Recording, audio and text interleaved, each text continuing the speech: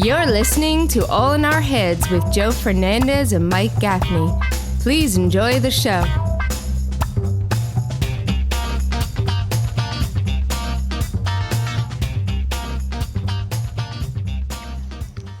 Yo, welcome everybody to the All in Our Heads podcast with me, Joe Fernandes, and Tiki Torch Man himself, Mike Gaffney with a stick. With a stick. Mike with a stick. I got a stick I got to start smoking. I'm trying to save it for a hang. I don't want to smoke it by myself. I want to do a socially distant hang with my boys. Absolutely. We're not calling it socially distant, though, when we do it, are we? We'll just do the social distance. What? Does it have to be officially named a social distance hang, or can we just? Yeah, we got to keep saying that because people, if you don't tell people that, they stop doing it. You know, 1,000%. 1,000%. It's just so easy to fall into that. Yeah, that's what I've learned since going out into the world now, working again. Everyone's like, dude, like if you want me to wear a mask when I'm around you, you know, just let me know. I'm like, yeah, I would. If you're gonna come talk to me, if you're gonna come into the editing bay. You know, it sucks though. It's like, why do you got to make it awkward for me? Why can't you just not wear wear the mask and not have to add like? Yeah, well, why that's does it got to be on me? I think it was just almost like because I was back after such a long break, they just want to like let me know that they are respect. You know what I mean? It was just like a way to break the ice. I know, but if everyone just does, they don't come in with it on. It's like it's always like this. They come in, because I have a glass door to the editing room, so I see someone coming. Hey, I'm sorry. I left it my thing. Yeah, I know. This was for a day. We were all good. Right. I was directing this new show I'm producing called Saturday Morning Cartooning, and I have the dude on the green screen. What days come on? Saturday mornings. Or it's available on YouTube any morning you like after the first Saturday morning that it's on. Okay. Debut Saturday morning, and then it's on all morning, afternoon, and night. Got it. What's up, MJ? So, yeah, I'm sitting there. I'm doing the green screen because I have, the cartoons behind the guy, and I'm working it, and then, a friend is just, breathe. I'm like, dude, you're behind me without the mask. If you were in front of me with the mask, why? You're right there. Like, I feel COVID waft on my neck. Why are you breathing near me?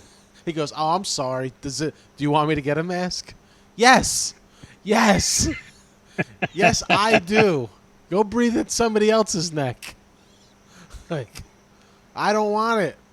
But that's the point I was telling you about when I did that live show, that it felt like you were the nuisance if you were trying to do it the right way.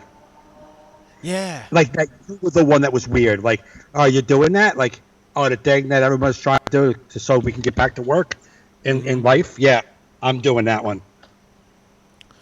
That's what I think it's just human nature. It's just we're all getting used to this new thing, and it's like, what are you going to do? I just think we've lived our whole lives not throwing something on our face when going near somebody.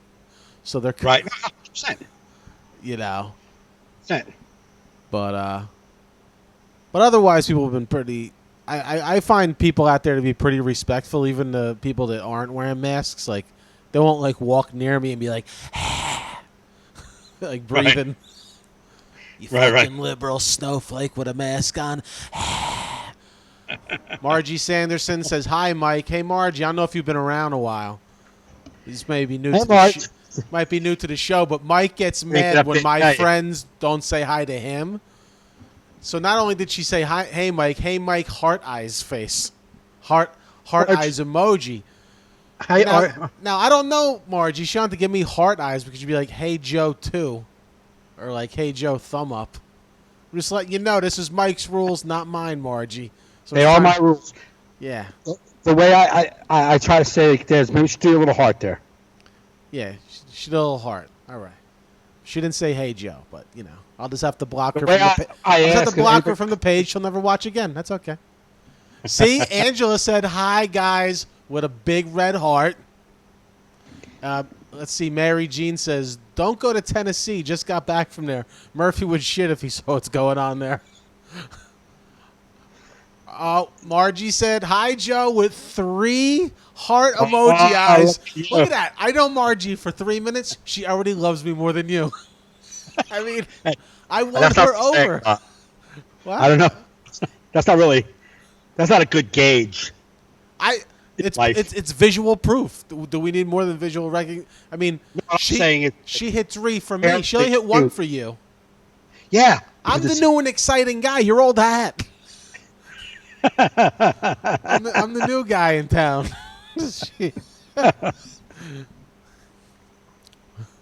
So Angela is here. Margie said hi to Joe again with 3 more hearts. Oh, she gave Joe and so I got 2. Hey, everybody, I win. Oh yeah. Mary Jean got hearts. Yeah. I don't know what that emoji is. It's like a. It's a huggy, it's almost like a huggy emoji. Yeah, smile with hearts around the face. A kiss. Oh, we're getting kisses from. Well, you were just in Tennessee. Keep those COVID kisses to yourself, okay? Yeah. Apparently Tennessee hasn't watched the news since February. Why were you in Tennessee? I wasn't. She was. She took her family. They had like an RV. And they, drive out and do shit. I knew you weren't, Joe. What the fuck? I was asking MJ. All right, yeah. You responded like, I don't know that you have not been in Tennessee. Yeah, I was there the past couple days. You know that's where I was talking to you from? Yeah. She said, Margie said, I miss you guys, but Mikey is still cute. I am adorable. She's cute, but I equate that to adorable. I mean, that's been established since the podcast started. His graphic was going to say Mikey Adorables. She said vacationing in Pigeon Forge. Pigeon. Why the fuck? Wow.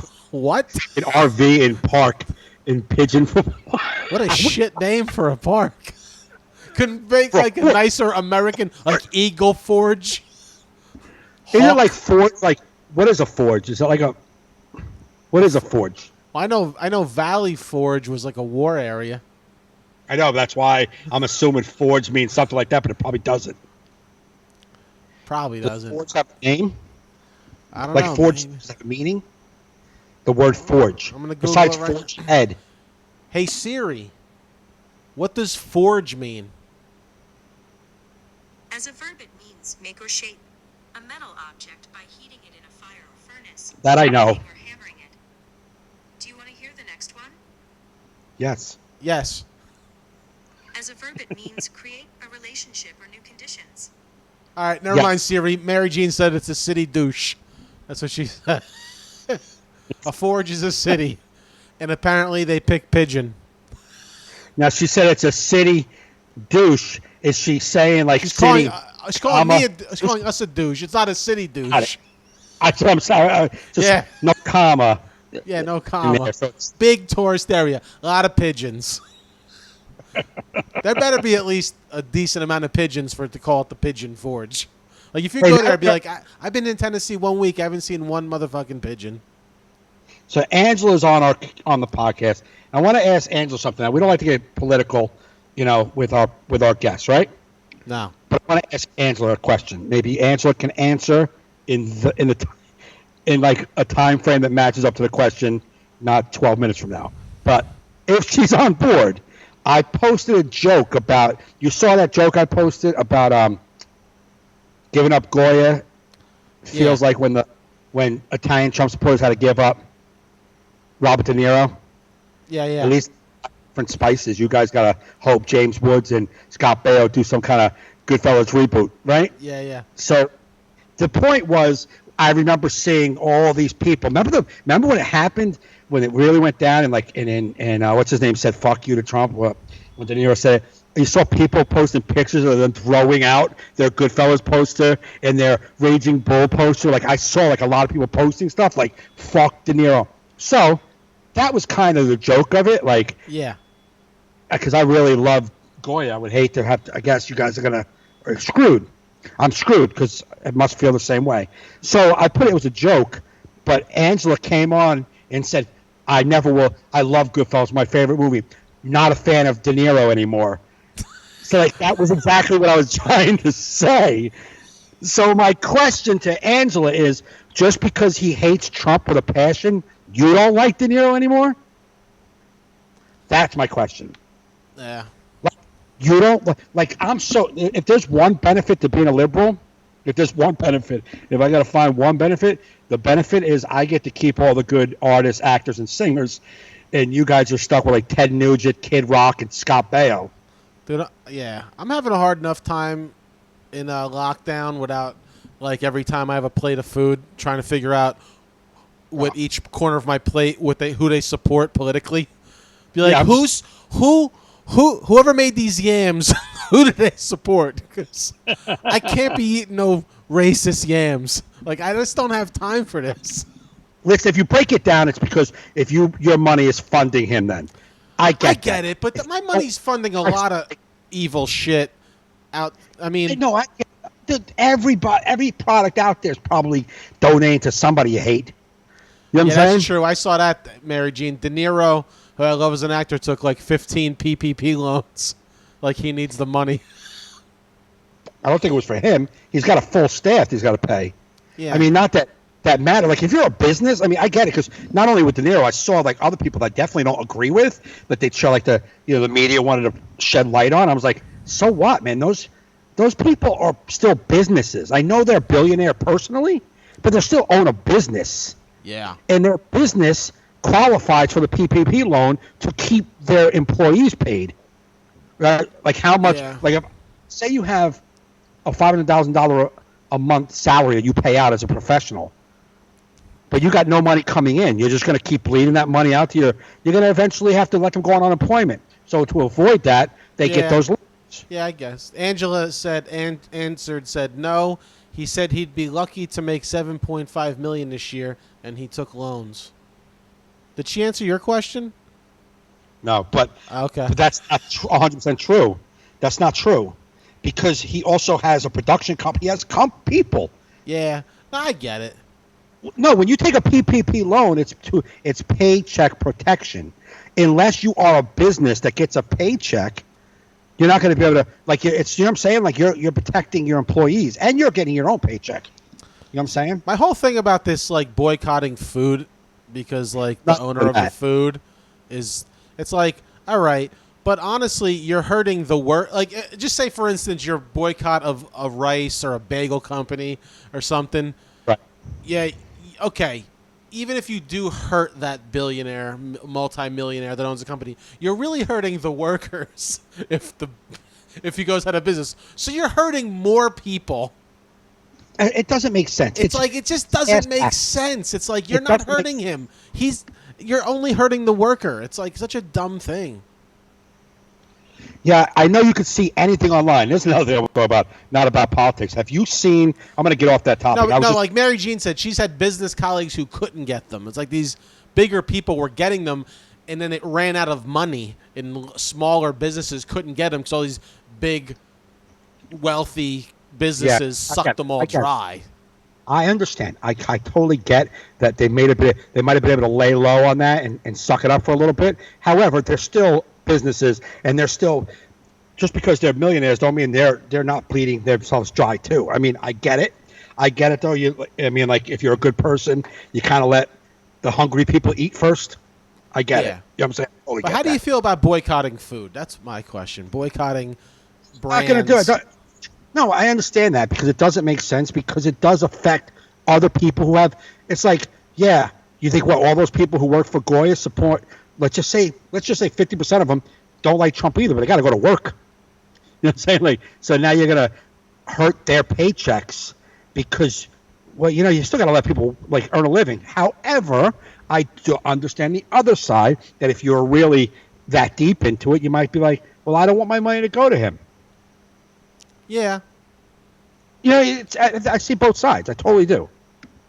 I'm not going to give up Goya because I love adobo. No, but what these people do is they tell you, if you eat Goya, you support racism, and you're like, how are you even making that leap? All I want is some beans and rice. Some of them have to justify their their insanity with that. Okay, there's other people who are legitimately going, well, I'll figure out another way to get my beans and rice. I don't want my money going towards that. That's it. Right. Do you do it or not? It's like if I walk past somebody with Nike on, I'm not like, oh, this guy. Look at this guy. I don't. Yeah. It's all a personal choice, man. You know what you're doing. You make a personal choice. Yeah, but and it was funny because they were posting all these things from phones made by child labor. It's like, I know. I get it. I know. It's just so annoying, man. It's like you're running out of things. Keep your focus on your most important things, man. But what I wanted to talk about, because even when John Sanchez was like, I saw it online. Like, there's so many things you could see online. You could put anything in Google and find a fucking article about it.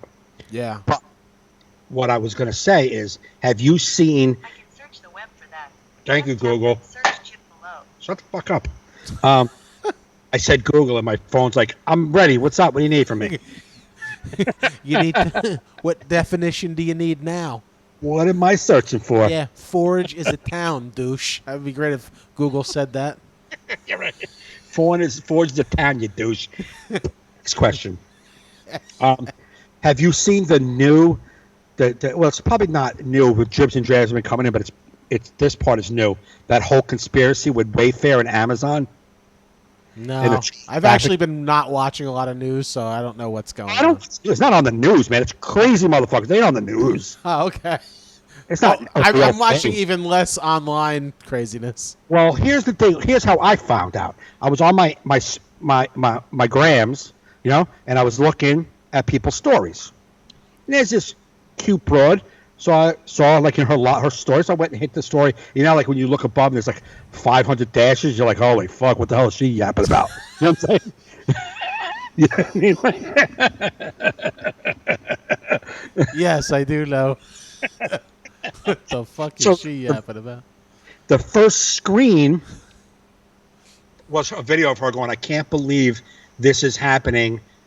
This child trafficking and pedophile ring. Oh my God. Amazon and Wayfair, you guys were like a screenshot. Then she just started like every screenshot of this conspiracy, and I just got sucked into her insanity.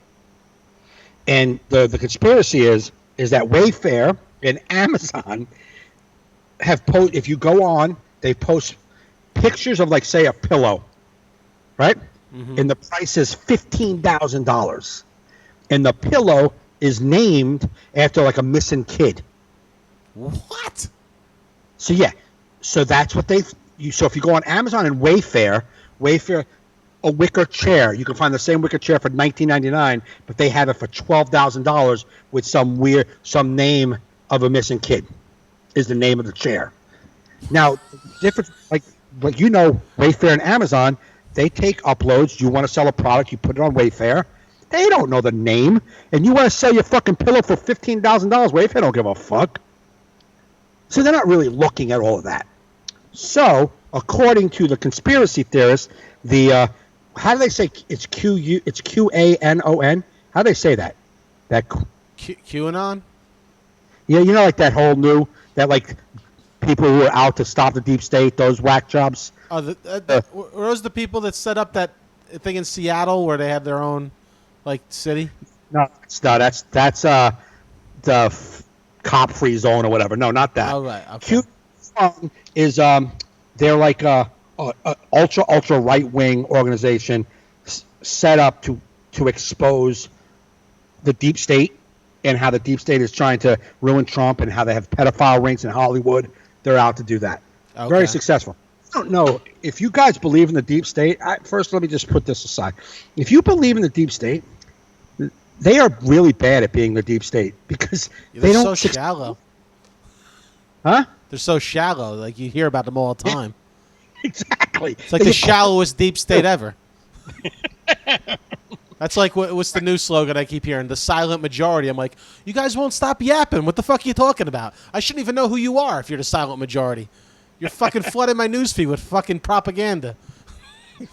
So, if you Google this, just Google. Now, it was a thing started on Reddit. Like it's in a Reddit, like conspiracy theorists in this whole QAnon group are all exposing Hollywood. So involved in this is supposed to be Tom Hanks, Oprah, all the big elites. They're selling kids and trading kids and trafficking humans via Amazon. Now, if you go on Amazon and you find this wicker chair for $77,000, there's a little code. There's like a UPC or a SKU. You're supposedly, if you take that SKU and you go to like the deep web, the dark web in Russia, a picture of a kid will show up. Really? So my thing is you believe it's plausible that Amazon and Wayfair, Oprah, Tom Hanks, and all the elites are doing everything online, but it's not plausible to think that the fuckers who are generating the conspiracy theory might have uploaded those photos? You don't think that's at all possible? They might have uploaded the chairs and named it after a kid? I mean, come on. Why do you think criminal minds that have this deep fucking state of like and selling kids are doing it on Amazon? First off, how would I even know that code? So there's got to be some back channels, right, for me to get that code. So why wouldn't they just keep it all back channels? So I get the code. Why would Tom Hanks have to go through that song and dancing? I'm Tom Hanks. If I want a little kid, I'm not going to go buy a wicker chair. Get a kid. I'm Tom Hanks, man. I'll just make a movie and write him in. Yeah. All the kids I want. It's Hollywood. Pedophiles. Wayfair wicker chair for $15,000. Yeah, and why are you making it for $15,000? Like, isn't that going to set off some bells and whistles? That's, I mean, like, so like they're you'd saying make a wicker chair for a deal. Use a $50 wicker chair, but that's pretty good. Yeah. So Wayfair let out a statement that we're seeing these items and we're removing them if they don't make sense. But they normally don't probably pay much attention to items posted on their website. Right. They probably don't have someone going, wait a minute, $15,000 pillow, and it's named D'Alessandro. It's the kid missing out of Chicago. It's like, oh boy, Tom Hanks is at it again, guys. Yeah, it's so weird that they make a wicker chair named after the missing kid. So they're actually putting the missing kid's name out there. So there's like a trail. Exactly. Tommy Sullivan's missing. Hey, honey, I just bought a Tommy Sullivan wicker chair. What? What a coincidence. How much? 15 G's. You're not going to believe this. It's coming from Russia. It's amazing. You're not going to believe the deal I got. Don't they have any chairs not named after missing kids, or is this just the... So like, say, only one I saw, I mean, there's a lot of them. I'm not going down that rabbit hole, but, like, one was, like, D'Alessandro. Like, say, like, that was the person who was missing. They put, like, they named the chair D. Ellis Andro. Like, you know what I'm saying? Like, they separated the letters. Yeah. Like, it's a D. Ellis Andro chair. Ah, they make it fancy. John Sanchez says it's the new milk carton. Yeah. But it's like, but that's a real thing. I mean, this girl, I mean, dude. But she believes it. That's the scary thing, that there's humans that believe it. And this girl had a good head, bro. I thought she had a good head. But, like, you're fucking bananas. No, she got COVID brain. She's fucking, it's all garbled up there. Oh, my God. It's, and it just keeps going. And, like, there's a group that starts, this is how the internet works. Maybe people, like, even like what Johnny Sanchez was saying, he saw this online. Remember a couple of weeks ago you talked about that, we didn't do it on the cast. I think you called me up about the, if you put in any number, new cases, and all shows up. And I kind of like broke that down pretty simple because it's the way it works. I don't know how many cases were in this country. 3 million? How many cases do we know? It was like 3 million. Yeah. So every town in the country probably reports. I used to make videos of reports where it's like, today we had 5, today we had 2, today was only 1 case. Okay. So Joe, just your world. Yeah. If I say new case, it might pull up Woodbridge's fucking thing because you put it into the internet. Yeah. So anytime with 3 million numbers, no matter what number you pick, there's probably a city that had new cases that added up to that one day. What's the odds are great that you could put in 496. There's going to be, someplace in New York City, new cases, 496 new cases. Of course. Yeah, you could probably do the same thing with like murder or like any common thing going on. Correct. So if you put in, if I'm a conspiracy theorist and I put in and articles. You are. Yeah, and I put articles in Google about Wayfair and images and pictures of fucking side by side, the same pillow. This is $90. This is $1,900. Like, you know what I mean? I put them side by side, and I put this whole every goddamn message board. Dude, have you seen this? You go on every review, like for television. I don't know if you guys have seen this. Wayfair, like every review, that starts to flood the internet. It inundates the internet. So when you Google Wayfair missing kids, an article's going to pop right up, and you're like, there it is. Yeah, no shit, because there's 100 articles. Yeah. Put in, you know what I mean? So that's why it's showing up so simply. That's why you could find anything that matches what you needed to say, because there's 100 people a minute going, I'm putting this in. I want this in. It's fucking nuts. Mind was blown. So I think I found that out Friday. I saw that Friday. And then Saturday and Sunday, she kept putting videos up and stuff up. And she's like, we can't, like, she looks at her boyfriend, and we can't believe, we got to stop. We're like oh my God, we're like in YouTube. Oh my God, you guys, I can't believe, if you're not disgusted by this, something's wrong with you. Like, of course I'm disgusted by pedophilia and child trafficking. Yeah. I'm not, however, disgusted by Amazon and Wayfair, because I'm not moron.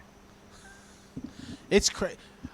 I don't. Like, you're talking to someone and you don't know they're a conspiracy theorist, and then it just like comes out in the conversation. It's so shocking. Like I was talking to someone recently, and they're like, "Yeah, when do you think they're gonna get a vaccine?" I'm like, "Yeah, I don't know, man. Hopefully next year." They're like, "Would you take it?" I'm like, "I won't take it right away, but once it's safe, I'll take it." And he goes, "That's when they're gonna put the microchip in it." I'm like, "Whoa, what?"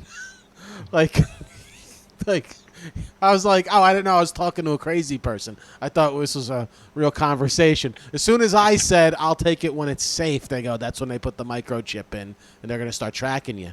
He's like, they're tracking you now. Did you see your iPhone? I'm like, yeah, I saw the iPhone thing. So they're not tracking me. What? Did you see the iPhone thing where the COVID thing? I don't know if it's on. Yeah, if you go into settings, it is kind of weird. Right. Why they? But I guess it's on the honor system. Mm-hmm. I don't know where to find it now, but it's in the. It's tracing, right? For tracing. Yeah, for tracing. Yeah, I don't know where it's at now, but it asks you if you had COVID, if you want to like mark your phone as having COVID. I'm like, Facebook does that. Oh, Facebook does? Facebook, they ask you a bunch of questions, and they'll put you into like a database if you want to go. I don't respond. I don't want to be on a database. I haven't gotten a test yet. People told me they've been getting tested. Like I had that writers group I do on Mondays, and a few of them got tested. I go, did you guys feel sick, or you just got tested? They go, no, we're going to visit friends, so it's like a courtesy to make sure you don't have it before you go. I'm like, I better start getting some courtesy in my life before I. Well, I don't. I've been tested once. I thought it was more courteous than that. Yeah, but I haven't really been anywhere though. You know what I mean? So, but I'm like, but what I said, I saw it. This happened Friday and Saturday, watching this crazy broad, and for 3 days in a row, well, 2 days in a row, Saturday and Sunday, I sat out here and did Mike in the Yard with a stick. Yeah. And just was talking about that, but it would go so long because I was just so like mad. It was just so frustrating. I was like, I cannot believe, and then I was off onto something else, and I'm looking at it, it's 14 minutes. I'm like, all right, never mind. I couldn't get one out shorter. No, you got to this is what I was going to say with those videos. You just rant, even if you go long. Go 14 minutes. But, like, you ever see, like, you just chop it up. Just chop things out and just cut back to the point. Because you'll hurt yourself, your creative flow, if you try and go less than whatever your time is. Right, and then rewatch it and then chop it to what the best is. Yeah. Just flow naturally. Because nobody cares if they see jump cuts. Just chop. It may even be funny, like, because this mother. Okay, here we are. You know. That's about that's what it would be the whole time. It's like so anyway, I was. What did John Sanchez say? There's a lot of chatter dealing with getting chipped in the future in the hand. I watched a video where a guy in Sweden. Oh, this is going to a new let himself in the room, banking, ordered stuff, all with the chip. I'm not opposed to being chipped for my convenience. Yeah. I mean, at some point, I feel like at some point I'm going to become half a robot. Like, you know. See, here's the thing. So here's what I was saying in these videos, and this is a topic I'm bringing up to you. I want to bring up to you.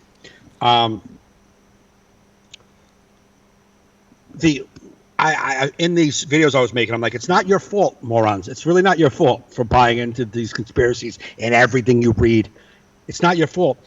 Our brain, modern technology and advanced technology has expanded our imagination to the ends of the universe. Our brains have never been this open. And I wish I wrote it down. I heard like a clip on some podcast that like if you were to talk to somebody like from 1950s about the workings of today's world and the things that are possible, they could not understand you. Oh, yeah. They would not be able to understand what you're even saying. Yeah. Google it. What? Google it. Yeah. Just Google it. Yeah. Just Google it. What are you talking about? But you ever see those videos they put up where they put like VR glasses on like this like 80-year-old broad and their minds are blown? Do you ever see that when they'll put a VR glasses on like the old grandma and they'll be like, oh, they can't handle it. Oh, no, I never see that. Yeah, because their brains aren't there. Our brains have opened up so much because we see so many possibilities that we believe anything. Think of all the movies, books, television shows, stories that are written today that couldn't have been written in the 1960s because it wouldn't even everything would have been sci-fi. Breaking Bad would have been sci-fi. You hear me? Yeah. Everything would have been sci-fi. Fucking Walking Dead in the 50s would have been like, oh my God, this is a horrible movie. We watch it. It's like, yeah, that's probably what the world is going to be like. It's that easy for us to believe. Right. Because our imaginations are way more open than they ever were. And that's why people can look on the internet and see that something that fucking Tom Hanks is selling kids on Amazon. And you'd be like, I guess so. Yeah, it is 2020. Fucking things are fucked up. Yeah, they just believe it. Just easily. That's what's scary you just about said, humans, man. They just have no critical thought. But like he said, chipped up, and you were like, I'm probably going to be a half a robot. Now, if we would have said that in 1988 with your friend, 1995 with your friends, people would be like, fucking, what the hell are you fucking talking? It wouldn't make it. You wouldn't even have said that sentence. Yeah, then you want to be the $1 million man? Yeah, but you had to go through like an accident and get your shit replaced. I didn't want that. Yeah, no, but you figured No, I thought about being a robot when I was a kid. Well, you're fucked up. I don't know. Terminator and shit? Why not? But like, remember the Terminator? You watched that, and it was like such a far-fetched, like sci-fi crazy movie. Yeah. Back to the Future. A DeLorean? Really? If someone said to you right now that Elon Musk has a fucking car that can go back in the future, you would not doubt it. You wouldn't. Yeah. Right? That's because our brain can get around that. Back in the day, it couldn't. So the conspiracy theories are endless possibility because you could just put anything out there and people will run with it because it's easy to believe. It's not that far-fetched. I don't understand people that believe conspiracy theories. I don't get it. I don't believe none. I know 9/11 was an inside job. That I know. And, and New Hope School was a fucking fraud. They were crisis actors. But other than that, I don't believe. My favorite was Hillary Clinton ran a pizza shop that had pedophiles. That's the same thing, though. Wayfair is all the same thing. It's all the same ring. Wayfair. What's the one, not Wayfair, the other website that, like, you'll be scrolling, you'll just see, like, these weird objects. It's like a cheese grater dildo that's also a windshield wiper. You're like... You sure you saw that for real? Or you dreamed something No, like but this? it's like these bizarre objects they sell. It's not Wayfair. It's Yes, fuck? I was gonna say Nate Bargatze's joke about remember you ever knew Nate's joke about going back in the future with a cell phone, talking to some guy from the past. Like he goes back. Yeah. He goes, I'm so dumb I wouldn't even be able to explain. He's like, so you have a phone, it's in your pocket. Like, how does it work? And he's like, I don't know, it just goes up. I don't know. Yeah. in Sky. Wish.com. That's it. There's a website called Wish, and they have the most bizarre things. Like, I'll be scrolling, it'll just be like some leather outfit, or like. Are you on? Like, I'm not on it. It just comes up in my ads. It comes up in everybody's. Every once in a while, people. On Facebook, I go past it, but they're hilarious. I'm serious. It's like dildo cheese graters. It's like these multi-purpose tools that some maniac in China are making. It's like, for like a pizza party orgy or something. I don't know. I don't know about you, bro, but I have always needed. I'm always like, where the fuck? How can I combine my dildo and my cheese grater? I don't know. I mean, maybe it's some weird fetish. It's like, what's the fetish? Fuck me once and bring me to the hospital? I don't know. Pizza parlor porn. I don't know. I don't know. Just saying. They have weird shit. But that's if you told me that site was leading you to pedophiles, I'd be like, I may make that reach because they sell some weird ass shit. Right. I know people that buy shit on there all the time. It takes like 3 months to get to you. It comes in some weird packaging with just Chinese lettering, and it's just always like, it's just weird. You'll see like a green jacket. And you'll be like, oh, that's a cool jacket, but it's got like book bag straps on it, like, and you're like, wow. Oh yeah. Like the front of the jacket was normal, but on the back it's got all the clips, like it's a book. Yeah. But there's no bag. It's just the clips of a book bag. It was like the jacket guy was like here's a bag of shit. Make something. Be like, I got a jacket with a book. I got what? Some straps. The book bag makers like, I have so many straps left over, bro. Yeah, and that's how they get dildo cheese graters. They're like, I shoved it in the top hole. And now it's not a dildo. It's really supposed to be for mixing, but we know. We know. It's like personal massagers. Oh, is it? It's personal. Very personal. Those massagers are seeing 0 backs. Oh, those ones with the round heads? Yeah. Yeah, every girl I've ever known, even girls like online, that's their vibrator. But it's not sold as that. Supposedly like, no, like you can't sell like that on TV. Hey, guess what this is for? If you want to know what it's really for, you got to go to our YouTube channel. But here it's for your neck. You go to our Pornhub channel if you want to know what it's really for. Yeah, if you want to know what it's really for, you got to type the link below, and you got to be 18. Yeah. But until then, if you're a decent person, it's for your neck. You just had Tommy John surgery. Yeah. Yeah. Or if you just want Tommy John. Mm-hmm.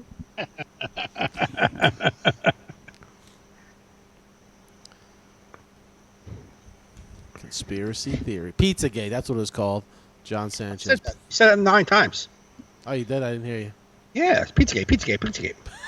But that's a part Can we stop saying gate for things? It's like people, they're just using it wrong. It's the stupidest thing. Everything's gate. This gate.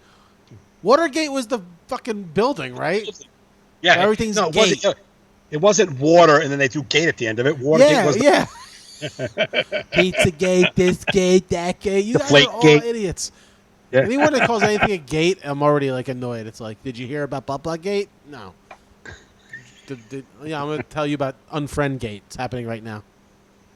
I'm unfriending you in real life because you're fucking naming gates. Rich Borsik's back. What's up, Rich? What's up? Came out of a blackout for the podcast. Nice. No. Just walked out of detox. Picture Rich rolling up off the floor like, all on our heads is on. Oh, shit. Shit. Where's my bottle? Yeah, but anyway, if you do search this, I wish I could have got, like, we could have put some articles up. If you just search this, they broke down what Wayfair means. Like, Wayfair is like the selling of slaves and, like, I don't know, man. It's like, you think, what I can't believe is you think that's how they do it. I mean, I get it. What celebrities are walking around very brazen, like Oprah's like, nobody's catching us, so we'll sell kids right in front of everybody. You can make that leap. But you think all these people are risking everything they have to be fucking around online? selling kids. I said in one of the videos, human trafficking and child molesting and pedophile rings is probably going on for hundreds and hundreds of years. How did they do it back then? You had to be in the know. Dude, imagine some dumb guy some regular mook that wins the lottery, just starting to just spend shit. He's just on Wayfair, buys this like $15,000 wicker chair because he's balling now. And then a big crate gets dropped in his house and some little kid named D'Alessandro. I'll be like, who the fuck are you? Honey, I swear, I don't know who this kid is. I wanted a wicker chair. I was balling. We won $3 million. I was like, hell yeah, 15 G's on a wicker chair. Now I have to adopt this kid? Jesus Christ. That'd be funny. That is funny. Did you ever watch Ricky Gervais's special Humanity? No. Not wall to wall funny, but I really like him. Which you want this comedy special? Which yeah, exactly. You don't want too much laughs. How was that comedian you saw last night? Not wall to wall funny, but he had some poignant thoughts. No, he didn't even have that. It wasn't as solid as it should have been. Yeah. But he is balls out, dude. He don't give a fuck. Nah, he don't give a fuck. He was doing he did like a Caitlyn. He like doubled down on a Caitlyn Jenner joke that he had done. Like, I guess he was hosting the Golden Globes, and when he came out, he goes, "Well, it's been a bit of a tough year." This was like 2 years ago. It's been a tough year. I've been through a lot of changes, not as much as Bruce Jenner, but I've been through some changes. And she, she was in the audience, and she's like, "No," she goes, she definitely, Caitlyn definitely, took a big stand, very brave, and it's awesome, and she, deserves a lot of credit. Now she drives like a woman because she got into the accident, yeah. Right? And everyone backlash on Twitter, like the next day for being trans. Yeah, I remember that. Yeah. So he talked about that, but then he's like, I don't want children. He gave 3 reasons why he doesn't want kids. He's just fuck. He don't give a fuck. He's like, the first reason is because I can't remember the first one, but the second reason was like, because I'll love them so much, and then I'll love them, and then I'll have to be paying attention to them all the time because, I don't want him to die. And then like you put him, your hair is so beautiful and precious, you put him in the crib, and then he fucking just dies. And he's like, fuck. He calls his girlfriend, he's like, Lisa, I'm fucking dead. What the fuck? You call this a baby? Come on. Like, that's funny. And then he goes, but say it does survive. Oh, he said the first one because they're ungrateful. Because they're ungrateful. True. And he's like, they're gonna grow up. He's like, my kid's gonna be a little cunt because he lives in a really rich neighborhood. He's like, my kid will be a cunt. He'll be a rich little fucking cunt, and he'll walk around like I'm from Hasbro, whatever the name is. Hasington. I'm from Hasington. Yeah, you little rich cunt from Hasington. We get who you are. And he's like, he's gonna come home. Dad, you don't love me? He's like, no, I don't love you actually. Like, he's like, he's gonna get a drug addiction and he's gonna overdose on my $25,000 rug. It's a $25,000 rug. Right? He's gonna overdose and he's laying on the rug, fucking puking. He's like, Dad, this is all your fault. It's like, whatever, man. Like, I don't give a fuck. I don't like you. Like, that was like number 2. And he's like, and the third reason. When he said your third reason, after that reason, you're dying. And then he goes, but maybe I can adopt. He goes, maybe I'll adopt. Maybe what I'll do is I'll go to Africa. He went hard about Africa. And he was Ricky Gervais. He's like, I'll go to Africa, take one of those kids, and that kid will be grateful. That kid will be grateful, and you know why he'll be grateful? Because I'll keep reminding him. He'll be like, come here, Hanji. Yeah, yes, that's running water. I know, it's fucking amazing how it comes right out of the spout. Yeah, it's amazing all the time. Clean water. Take this bucket. Yeah, take a bucket. Go wash the car. Go wash the car with the bucket. That's kids from Africa. And he's like, no, come here. I wanted to show you something real quick. I'm gonna take out a picture. I'm like, remember all your friends from the village? Remember them? And, yeah. He's like, yeah, they're all dead. Now, he's just so harsh, dude. But I just said, I love that he, first off, doesn't give a fuck. Yeah, there's not a lot of comics like that anymore. I was thinking about that the other day. So I was watching some George Carlin clips, and you're like, there's nobody. He's one of them. Yeah, yeah. But comics don't. They do give a fuck. A lot of them. Absolutely. You know.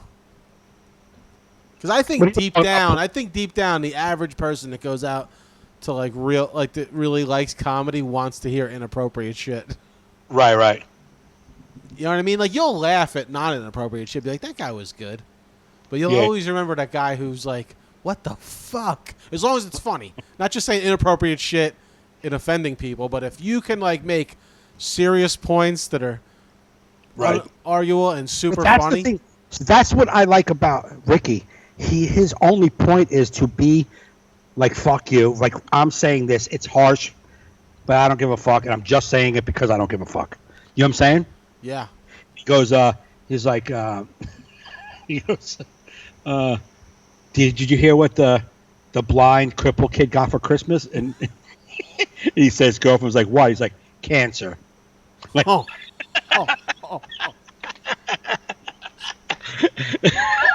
He said his girlfriend was asking him what is he going to say at the Golden Globes, and he's like, and he ran these jokes about her that he would never. He goes, I would never say these in.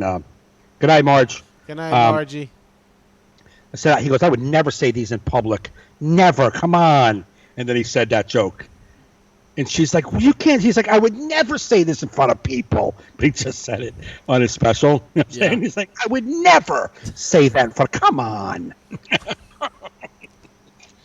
Well, you did a show recently. How was it, man? We didn't get a chance to talk about it. You did your first show back after what, 4 months? My first show back after 4 months. Give us the rundown. Give us the whole thing. It was odd. I was uncomfortable with the setting. I'm going to be honest with you. I was uncomfortable with the interior setting of this. Just felt like we were talking earlier, how people don't seem to really be adhering to all the guidelines. Yeah.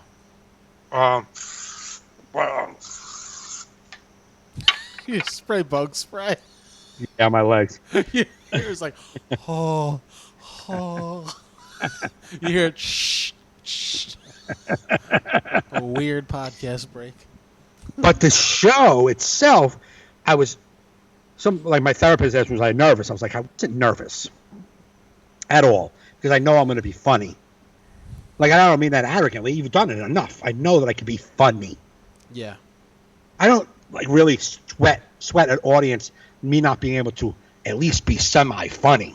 Now, sometimes I've bombed in front of audiences for 45 minutes, and it's hard, and nobody likes me. I get it. But that's not on my mind that's going to happen. No, yeah, no. I mean, those were years ago when you go up like that. Even though I had it, a couple of years ago, you don't know what audience you're going to get, and maybe they're going to be chatty and angry, and who knows? And then I'm going to be angry. You try not to go up like that. You try to be like, I want to, 100%. So I don't go up thinking, oh, I hope that doesn't happen. It's just probably not going to happen. Yeah. So, but I was in my head because, when I don't know how I kind of have an idea how you do your comedy, on how you come up with material. I come up with material daily, right? Yeah. In an interaction with somebody, and then usually that night or the next night I'm going to be on stage and I'm going to tell that story. Yeah. And I tell that story 15, 20 times on stage, and then it makes it to a long written out form, usually. Yeah. You know what I'm saying? But it never starts out there. Even if I have a funny idea, it just happened with me and my kid, it never goes to paper. I'm always like, I'm going to talk about that tomorrow. And then I just talk about it. But with a 4-month gap, there was no talking about anything, and I wasn't in the habit of writing down all the stuff that's been going on. Yeah. For the past 4 months, we just had a gap of life. I haven't really documented anything that's been happening. Right. So I was in my head about that. I don't have a lot to talk about in this COVID world because I didn't work it out. So I was worried about that. But then when I got up, I did ramble about, I did go on about the mask and being in, supermarkets, and people going up the wrong way and me yelling at them. And that did really good. I did like 8 minutes of just that kind of stuff. Did you do that joke about the Tiger King where you're like, some guy eats a meat, whatever it was, and then now I got to learn about Tiger King? It's a bat, and I become an expert in tiger rescues. Yeah. Rich Borsick is so far behind in his podcast. He just posts a comment. He goes, long drawn out porn with a cheese grater dildo. That was like 15 minutes ago. Rich, you're drunk, baby. Fast forward. He's got the answer. He's not even going to hear this. That's how far back he is. He doesn't know what's happening right now. It'll be over before he hears it. I'll see. Just a side note. I'll see that sometimes. Like people don't know we're live. It was something we recorded like last week, and I'm getting notifications like, "I hear you." Like they're talking to us right there. It's like, this shit happened like 2 weeks ago. I've seen that too. There was that one woman who just was commenting on everything. Yeah. She's like, "No, that's not my favorite movie. My favorite movie is this." Like, who are you talking to? So yeah, go back to your show. Yeah, I did the Tiger King joke, and then I go into Tiger King, just real briefly. And then I talk about the wonderful whites of West Virginia, and I said they're like all the people at Tiger King without tigers. So like the same group of people, but no cute animals. And then my joke is those two shows are what happens before an episode of Cops shows up. It's like we get to see, like when you're watching Cops, it's just like, oh, we show up to the scene with Cops. Watching Tiger King and the Wonderful Whites, you get to see what happens before Cops come. Yeah, so that's the joke. You know what I'm saying? And then I went into my act. I just went into my act. And you remembered it? You didn't feel like you nervous about like? No, I wrote out my set list, and I know there was like each joke probably has like a tagline that was great. Yeah. That was working. Yeah. But I forgot. You know what I mean? So that was happening. Like fuck that line I could have said. You know what I mean? And then there was like one part of a joke that I was using for a callback. I'm like, and I can't use that callback because I didn't do that one throwaway line. Yeah. So those kind of things I was off, or for the most part, like the joke. And I closed with me choking, which I haven't really been doing that much back when I was doing comedy. I didn't do it for a couple of months. I just hated it the way it was always clunky to me. Even though it got a good laugh, I couldn't close on it. Good night, Angela. Angela's going to bed. Good night, Ange. But I did it, and there's the joke where I'm talking about the gay cruise, and I'm like, girl, like the guy kept calling me girl, and I'm like, yeah, girl. It's like I say that in that like 3 times, and then what I've decided to do is at the end when my buddy Lou's giving me the Heimlich and all that, and he's like, I saved you, and I'm like, girl, you didn't, because I say that he basically felt like a prison rape. So at the end of the whole choking thing, he's like, man, I saved you. I'm like, girl, you didn't save me. Like I do, girl, because I just said he kind of raped me, and it kind of like closed up the whole show. Okay. And I thought about that in the moment, you know what I mean? I thought about that in the moment. So I was in the moment. But I just did like 10 minutes of how people with the mask aggravate me, and people that don't go up the right lane aggravate me, and then I get off, and this old lady about 65, 70 years old was like gonna high five me. He's like, oh my God, great show. And I was like, yeah, stay the fuck over there. Yeah. No man high fiving me. Yeah. That's. I have a show Saturday night. You have one too. Outside show. I'm hoping. I'm excited. Like I haven't been this excited. There's that little bit of nerves. You're like, man, I haven't said these things in a while, but I'm gonna start just like doing my act when I'm hiking, just to say it. Right.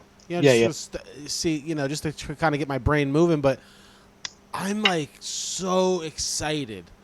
It's as if I haven't seen like my brothers in like months. Like that excitement. Yeah. Like, right. Like when I don't see them for a while, like, yo, we're gonna get together, watch UFC. It's like I get it. Like that's how I feel like comedy. Like it's like an old friend. Like, dude, we are gonna hang.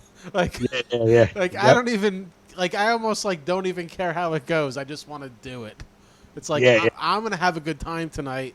Whatever you guys are doing out there is irrelevant. Right. Like, right. I'm excited, you know, but I'm not excited to touch Right. people. You know. But And you said you're going to bring your own mic. yeah, I told James I'm gonna have my own mic and wire because I think KP and Jim don't mind sharing a mic. Okay. So I'm just gonna have my own just on the stage. So when I get brought up, I'm just gonna grab my own mic. Okay. And just do it, and then, you know, when I'm done, just put it back on the stage and then wrap it up when the show's over. I mean, I gotta take some precautions. You know what I mean? It's like, Right. and then, you know, I listen. If it, like I always tell people, if it was just me, fine. But I have other people to think about, so I gotta be a little extra careful than the average person. But I also don't want to get the motherfucker. Like, I've talked to 2 friends that have got it and said it sucked ass to go through. Like, yeah, I bet. Like, even if you do survive, it's like it's awful. I'm like, yeah, I don't want that either. Yeah, and they're saying right now that they don't even know the long-term damage that some of that can do to you. Yeah, or even if the antibodies they say go away, it doesn't make you immune. So it's like, oh, fake news. Come on, fake news. You fucking come on, they're padding the numbers. You know that. Come on, the numbers. And then, on another note, before we wrap up tonight, I just want to say, like, I'll tell you something that I'm going through. Like, fuck the medical community, like doctors and shit, man. Like, right? Whatever. I've shared on the podcast. You know, I'm going to therapy and my anxieties. We had that issue. Remember when I was having those panic attacks and whatever, man. Shit is just I've been bad. Just panic attack city, anxiety, like to the point now. My therapist has been seeing me like a year and a half, and she goes, "Hey, maybe we should think about you taking Zoloft. What would you think about that?" And I'm like, I was like, I don't know. You know, I was afraid to take pills, and she's telling me it's not narcotic, blah, blah, blah, blah. So over the weekend, I researched it. I had dinner with I had lunch with my mother, talked to Carrie, just talked to people. And I talked to some mutual friends of ours that have taken, and it made me feel better about it. But I'm still feeling fucking whack, man. You know what I mean? Like, I'm waking up whack. It's like, there ain't nothing going on. It's not like... Did you take it yet? Dude, I can't... No, because I got to get my primary doctor to prescribe it to me. So I called them today. I was like, can I talk to, you know, so-and-so? She goes, yeah, I have next Tuesday. You could do a phone interview. And I go, can I gotta wait. I'm dying here mentally, man. It's just going to take a month to even start working in my system. Yeah, that's what I thought. Yeah, that's why I asked you. Can't we get on this phone call today and then I could get the thing? Can't you just call in the script, man? You're not even my thought. They won't. And it's like, I got to be mentally tortured now for another week just to talk to him. Right. And then get it. And it's like, why? Like what the fuck? It was so disheartening today because I'm already feeling fucked up as it is. Right. But like it sent me through the roof where I wound up just taking a nap because my brain, it was like... Right. And you can't pinpoint why you're feeling this way. She thinks it's just like an imbalance in there because she's been talking to me for a year and it's things you know about me. It's like she's like you'll get on something and you just can't get out of it. You just start spinning your wheels. Right. Yeah. And then you work yourself up into these anxieties. Right. And this may help you not do that. You know, so I'm like, I was like, you know what? It's been 45 years. I'm tired. Let's try. Let's try something. So I'm gonna take pills, but I was so disappointed.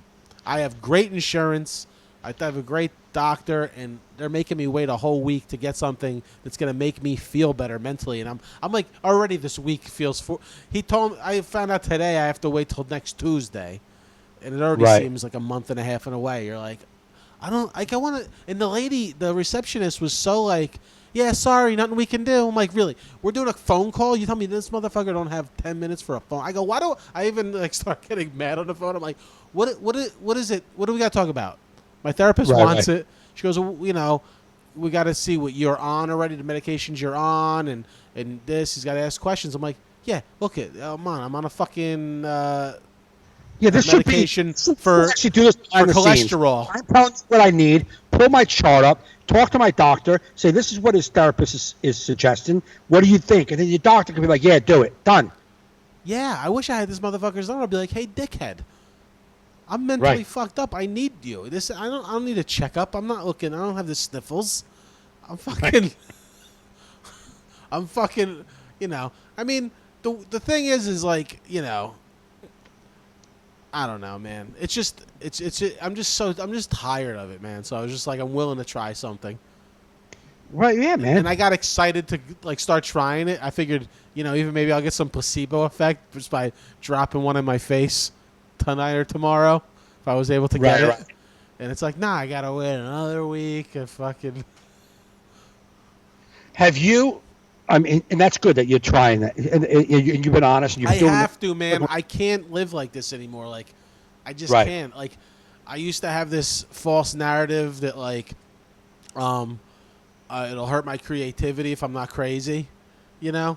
But it's like, what I'm realizing is, dude, it has now become so paralyzing to me. My creativity's dipping because I am not being creative. I'm fucking falling down, putting myself to sleep. You know what I mean? And say, Cecilia said, can you have your therapist call and expedite it? I could try that tomorrow.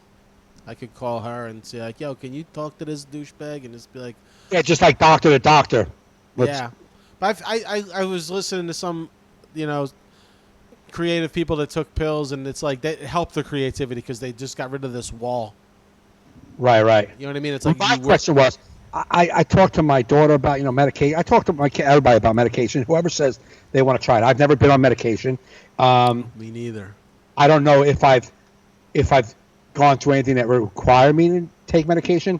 However, I ask, what have you done other things? Is there things other than talking to a therapist, which is great? Is there anything else like tools or like exercises that you can do to help you along before getting the medication? Like, is there some sort of meditation book that you can read that you haven't done? Have you done other things to try to get yourself less? Have I? Yeah. Yeah, but the thing, like, we've talked about this before. She just thinks and she said sometimes you don't have to be on them forever either. It could just be right. for a period of time. But it's like, I don't even know it's happening. You know what I mean? So it's like, it's like you know, remember like when you came and saw me at that show where I told you I had a panic attack on stage, but you didn't even notice. Yeah. You just heard me stop a joke like flat or something. Right. Like you noticed there was something weird. Correct. But like it doesn't give you a warning. It's not like, hey, I'm on my way. No, I'm not saying in the middle of it because it's impossible in the middle of it. Yeah. To tap into something. Let me look and see if I can do. I'm saying leading up to it, like on your downtime when you're not in the middle of it, is there some exercises or things you can do to practice that when it comes in and you can go, oh, I'm in that mode right now. Let me try this. Well, I'm gonna start doing a few things. You know, I want to start reading some of these. I was gonna say meditation books or like these Buddhist books. Honestly, I just want to starting my day differently. I want to start getting. I want to like not roll over. I want to like practice not rolling over and picking up my phone. I want to start like my goal is to like It's so hard. Like I'm addicted to the phone. I'm addicted to media. I'm addicted to watching YouTube videos, podcasts. I'm just addicted to just taking in shit. And it's almost like I'm like, can we like wake up and like have coffee on the like? There was a few times during this lockdown where I achieved it a few times where my alarm went off. I just looked to see if I had any text messages from anybody. You know what I mean? Right. Left the phone, made coffee, went outside with the dog, sat there with the birds and shit. Had the coffee. Sounds so spiritual. Yeah. And paint the picture, Picasso. Yeah. And it made my it made my day start better.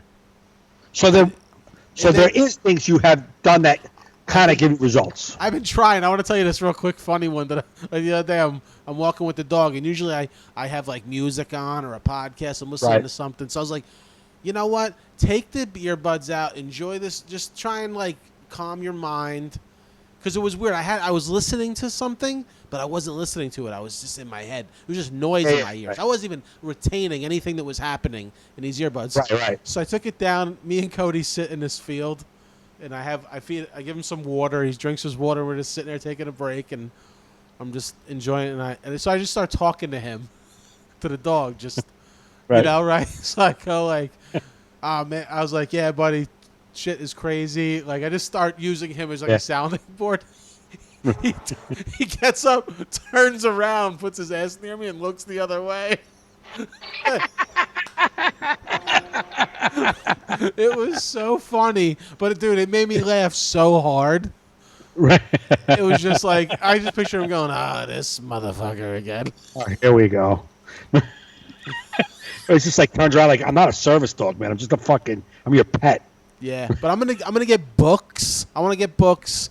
So the thing is, like meditation app. I can't do meditation app because that's going on the phone in the morning. Like, I gotta get that thing out of my life. I don't do the meditation app anymore. It helps me sleep at night. If I want to listen to a story, if I'm in panic mode, I put on the meditation on the phone, the Calm app, and it calms me down. Yeah. You know what I'm saying? You know what? I'll probably do, like Cecilia in chat says, there's a lot of morning meditations on YouTube or as short as you like. You can do it on your phone. Yeah, I'm going to try that. I got to get away from, you know what? I just want to start off my day with just letting life kind of settle in and try and get myself in a better headspace. You know? Well, you don't have to immediately. So the Calm app, I would just suggest the Calm app because it helped me immensely and it still does. Yeah. It has walking you through like these meditations that are like simple, not even tough. Like the one meditation I was doing a lot was called the gratitude meditation. Yeah. Which is 7 days of gratitude, right?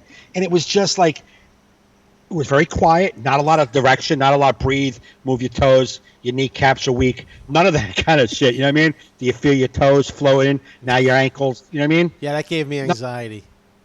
Totally anxiety. They told me to breathe out my toes, and I was so aware of my toes for 12 hours, I was having a panic attack with breathing toes all day. I was like, I can't take this shit. I can't. I didn't know now I'm like, am I suffocating these motherfuckers? I get panicky because they start at the top of your head, and she starts working down your cheeks, your chin, like on one of the meditations, and I'm like, I'm not done relaxing my cheeks, and you're already down to my chest, and I'm like, I'm behind. I'm already behind. Let me catch up, and then I'm not paying attention, and it's panicky. So I stopped that. But the gratitude one was very simple. Like, it was very quiet for a minute. So, like, take a deep breath. It was very quiet, and then she's like, then like say 3 minutes into nothing, just like maybe the noise of the app, it'll come. She comes in and it's like, let's think about something to be grateful for today, like food, like something you were grateful, just something. You know what I mean? Yeah. And it's got me to relax and be grateful. So now I have a meditation book. You have to start your day this way. Get up, have a cup of coffee with the birds and shit. Do that, get relaxed, but without any technology. Then maybe 45 minutes, an hour after you're up, maybe go in the room by yourself and just meditate for 5 minutes. You don't got to make it a lot. Yeah. 5 minutes. And what I'm saying is this meditation book I read, like, I got a lot going on. Like, I mean, we have to move, right? Because my mother we don't have the house anymore, so we have to move. Yeah. We have to move by September 1st. Wow. My son's going through what he's going through. Yeah. My finances for my moving, for my living, and for my son are zero. It's not like there's money waiting to be spent. It's zero. You know what I'm saying? My income is zero, really. I mean, it's very little. So I can obsess and start to get scared and worried and depressed over any of those issues. Yeah.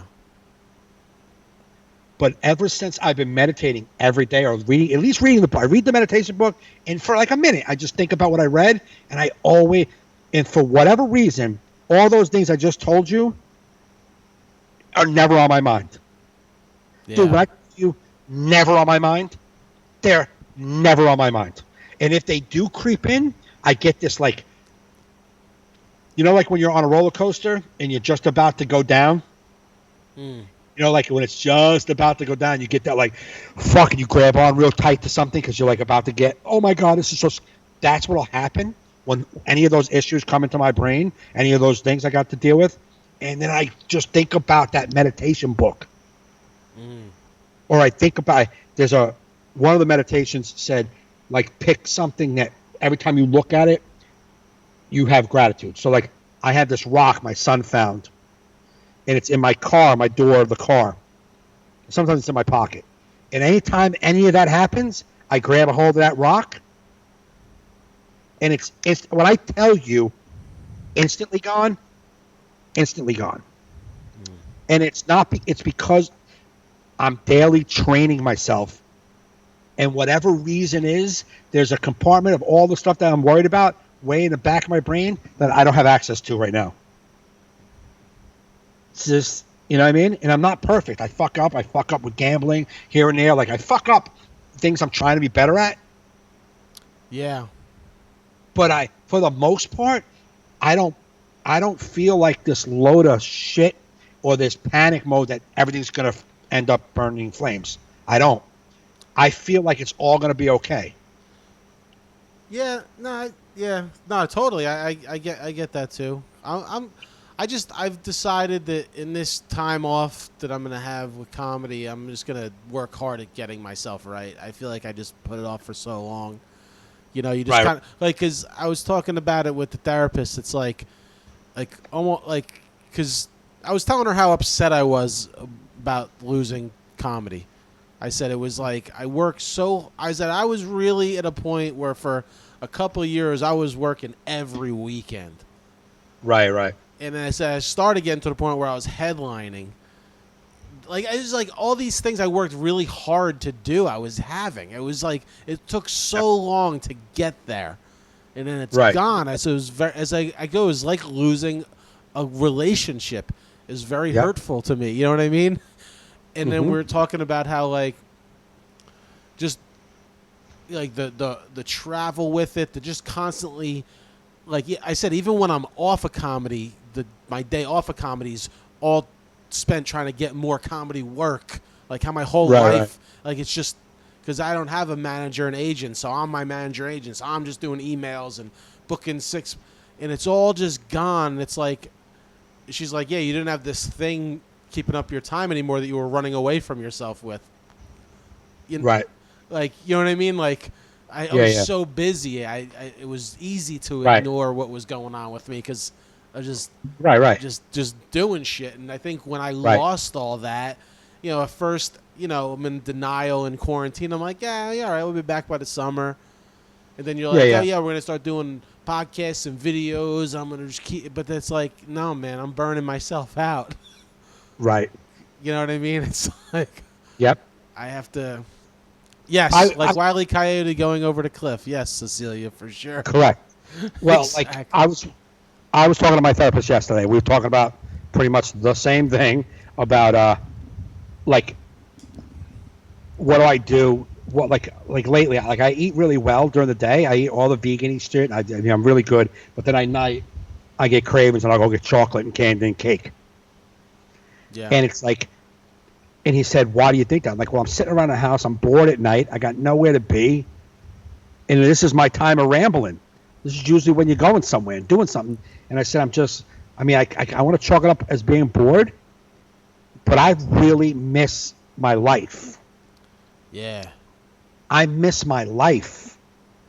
I'm an actress. My clothes due to COVID. I'm lost right now. Oh, I'm sorry, Cecilia. That's awful. It's horrible. And like people, like, yeah, I can get a job. It's not about the job part, which I do. Which I have a job and I got another job. I just landed another job, a driving job, full time. You know what I'm saying? So, which is good financially. I mean, I'll be better than I am today. Right. Which is a good thing. But as far as the thing I love so much, you were talking about how things perform. How long have I wanted to do cruises? I know. You've been talking about that for 10 years. And then I finally get cruises and the whole industry shuts down. Yeah. And like, it's like I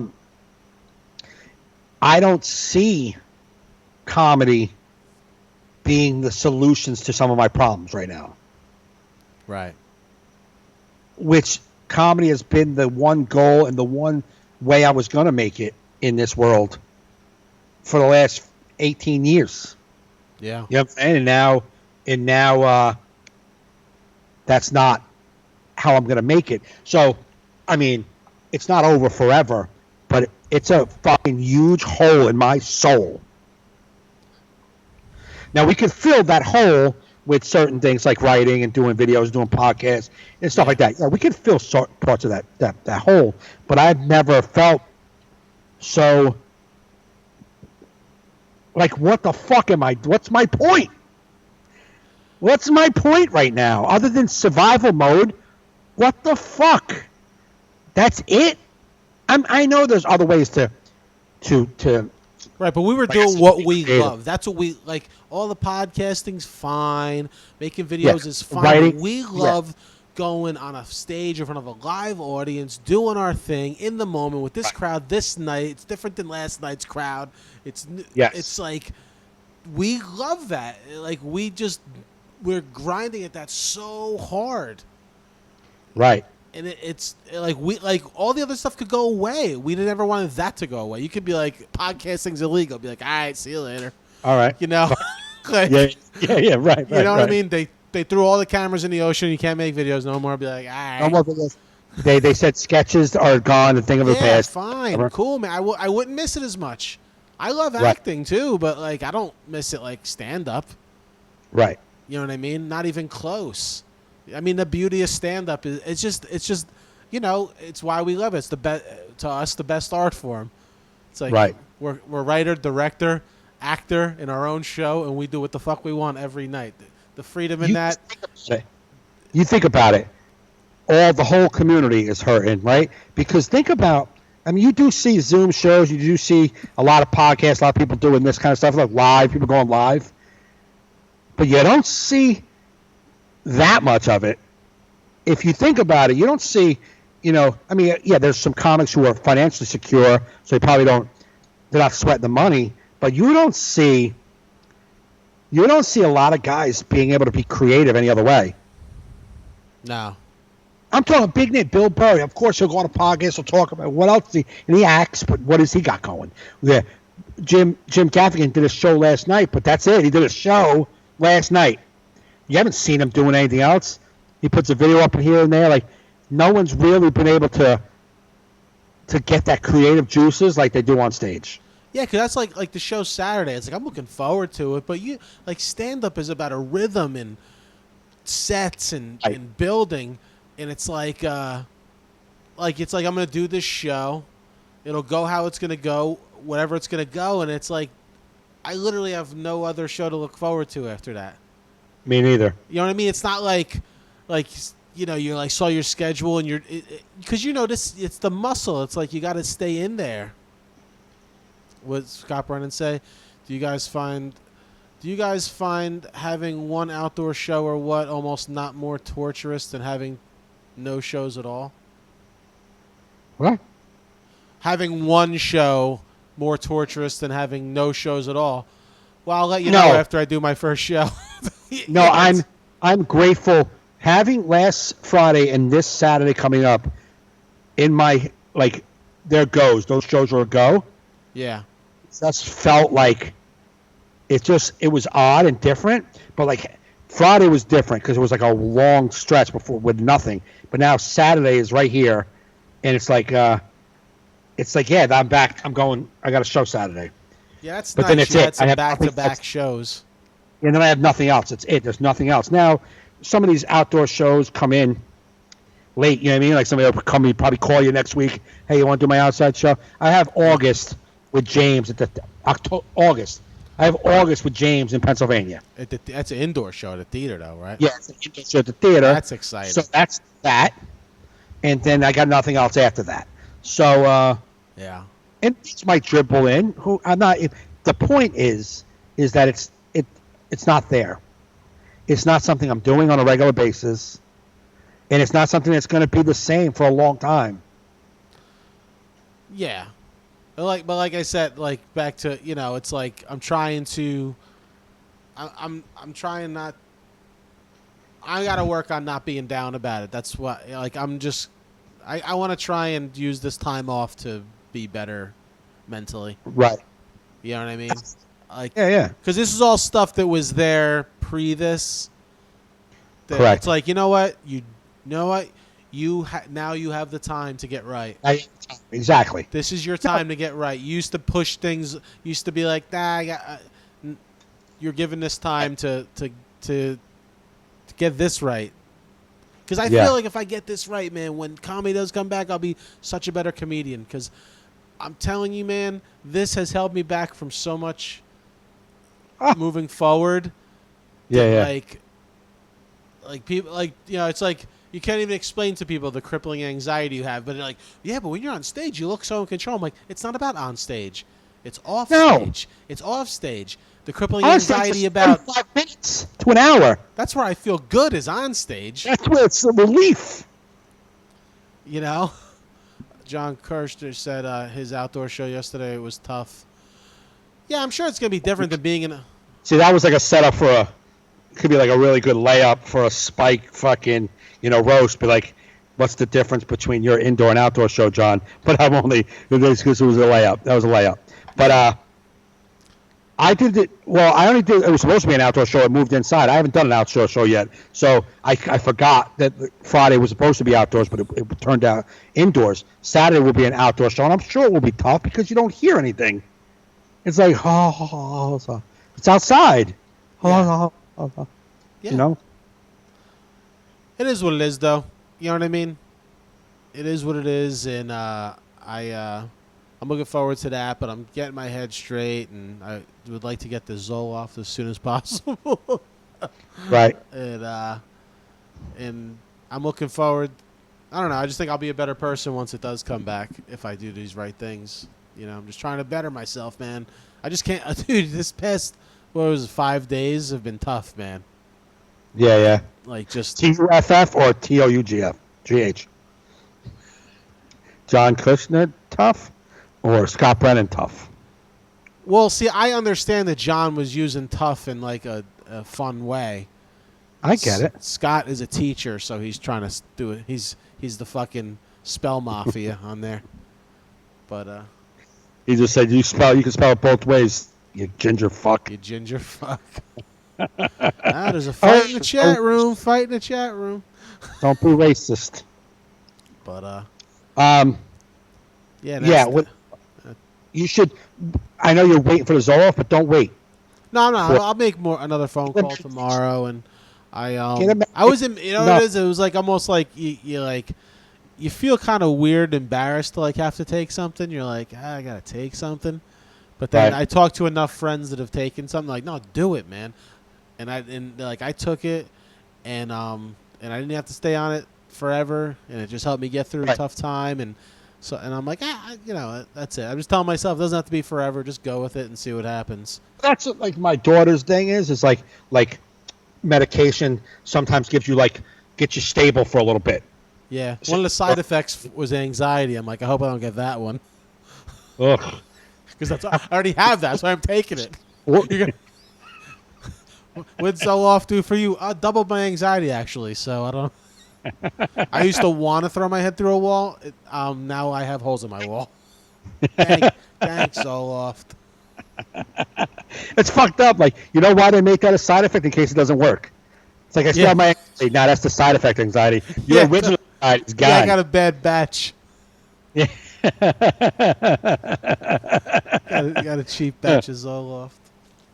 But, Rick is back. Where did Rick go? Rich? Rich.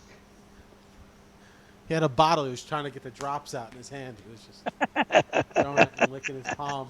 Finally, he can get engaged again. I got it.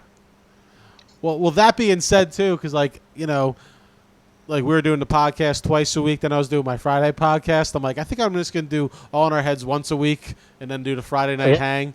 So I'm like, I'm burnt out, Yeah. And not only am I burnt out, it's like, I don't have enough life to live right now to be supporting 3 podcasts. No, there's not enough to fill it. There's not enough to fill the content. Yeah, we'll do our Monday and then our Friday. And then Yeah, that should be good Friday's enough. loose because it's whenever I invite people on the show, I'm like, I'm not interviewing you. Just it's a hang. Just talk. Right. We're just gonna have a good time. But that's that. I'm glad I talked about it on the podcast because I figured, fuck it, talk about it on the podcast because you never know, somebody could be listening and Absolutely help them too. You know. Yep. And that's that. So where's your shows this weekend in case people they're listening? Hemlock Farms in Pennsylvania. Where in Pennsylvania? I have no idea. It's just Hemlock Farms, Pennsylvania, and that's where it's at. It's an outside show. And apparently, like a guy, like an old construction contractor, I used to work at Home Depot's Pro Desk, one of my contractors that were assigned to me, he reached out to me on Facebook, and he was like, hey, there's a flyer up in Pennsylvania. You're going to do a show? And I didn't even know about it. It was like 5 weeks ago. I totally forgot about it. I'm like, yeah, I'm doing a show? I'm like, nah, man, everything's been canceled, bro. He's like, seriously? Because they're selling tickets. I was like, what show, man? He's like, Hemlock Farms. And I emailed my manager. I'm like, is that shit still on? He's like, yeah, they got to do an outside show. I was like, nice. Because that's been in the book since like December for an inside show. Ah, okay. Well, that's good. Yeah. I'm hoping, this Saturday I'll be at the Woodbridge Elks Lodge with KP Burke, Jim Florentine headlining for the comedy shop. I think I have like 170 tickets sold already. Okay. And I put out the link again, and the link is getting even more hits. So if we can push 200 plus on Saturday, I mean, even if it's outside, I think it's got to feel good. 200 people, whether you're inside or outside. You'll feel that energy, you know? Hopefully they'll if they can have the people not too close, but like maybe 8 feet away from the stage. This way you can see their faces and have them. Well, that's what we're going to do because I told James, I go, call the mayor of Woodbridge. They have a second stage they use for those big concerts. With like those ones that are like a truck, you know? And then the side falls down. It's a stage. He messaged them. They're bringing the stage on Friday. So we're going to be high up. Nice. Real stage, because if you're higher up with the real stage, you can bring the people closer. Yeah, exactly. Yeah, you know, cool. So they're only going to be whatever, like 8 feet. I think the front row is going to be from the stage. Boom. That's 200 people. Dude, I don't give a fuck, bro. I'm going there with the best attitude. I'm having the best fucking time. I don't know what my next show is going to be after this. I'm not going to blow this being like, I hope my little shit works.